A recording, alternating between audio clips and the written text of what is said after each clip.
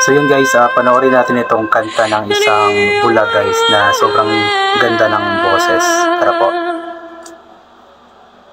Whenever you reach for me, I'll do all that I can.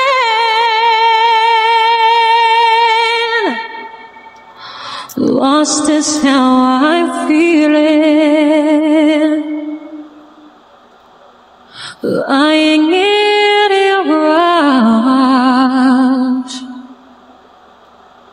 Never wonder where I am, 'cause I am always by your side, 'cause I'm your life, and you are mine.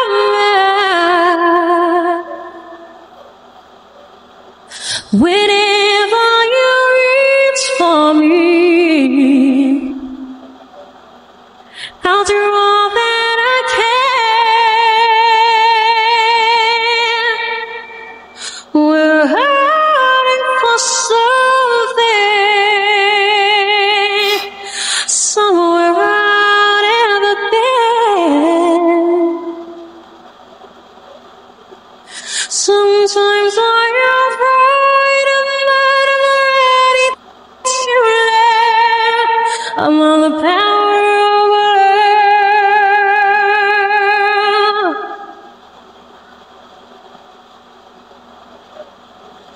Listen out of your heart beating, make it clear suddenly. The feeling that I can't go on is lies away, 'cause I'm your life, and you are mine. Whenever you reach for me, I'm gonna do all that I can. We're hurting for something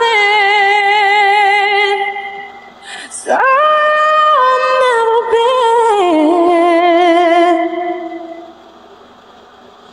Sometimes I am afraid I'm not ready to let. I'm on the power of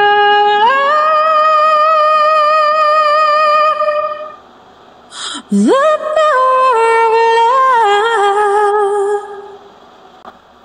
So yun na nga po guys, ayan na panood at narinig po natin ang napakagandang boses nga po ng isang may kapansanan sa paningin. Talagang napakaganda ng kanyang boses guys. Totoo nga yung sinasabi nila na pinagkaitan man siya ng paningin, pero biniyayaan naman siya ng napakagandang boses ng ating Panginoon.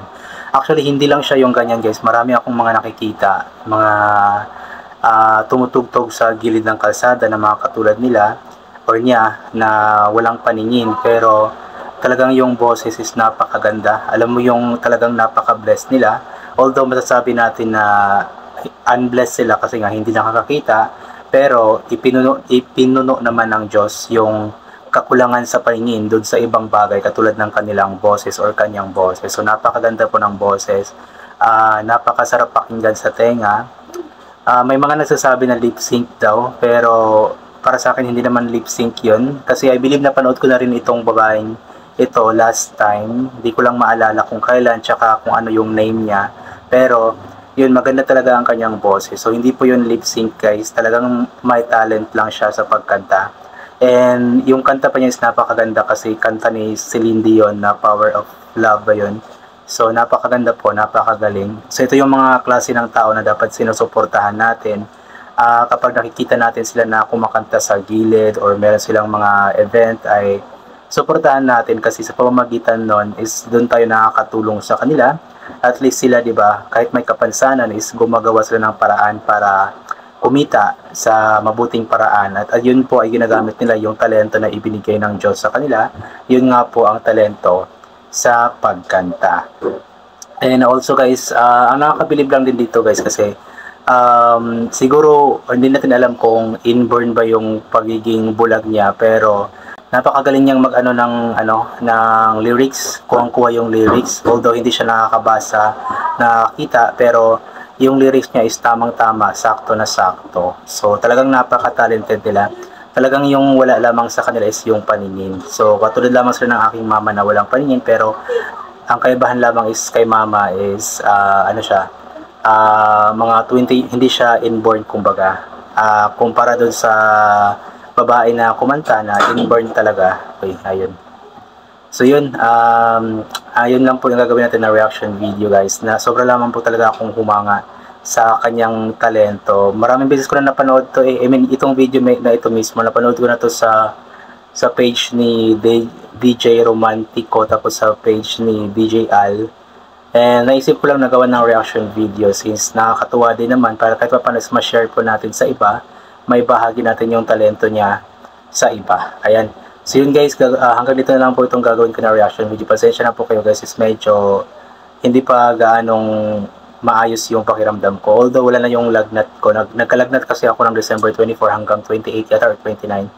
So although wala na yung lagnat, pero yung panghihina ng katawan andun pa din. Palagi akong inaantok. Kaso hindi ako makatulog madalas. Yan yung mata ko. Ayan.